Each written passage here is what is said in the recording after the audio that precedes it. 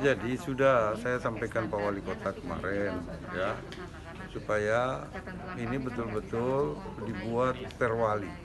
Karena PSBB itu nggak bisa serta-merta langsung diberlakukan. Jadi perwali ini harus dibuat. Dan apa yang boleh, apa yang tidak boleh, apa penekanannya di situ. Karena ini juga terhadap penegakan law enforcement ya. Nah, sehingga kita butuh 1 minggu sosialisasi. Baru kita tentukan penetapannya kapan kita mulai, supaya semua bisa disiplin menjalankan.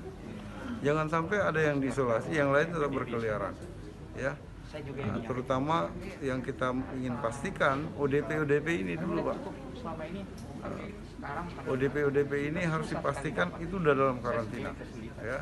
Baru kita coba mengatur daerah-daerah yang sekarang mulai muncul baru. Sosialisasinya kira-kira berapa hari Pak? Makanya saya bilang sekarang perwali ini harus disusun, apa yang tidak boleh, apa yang tidak boleh. Dan yang kedua, jangan lupa ekonomi kita jangan sampai mati ya, itu yang paling penting.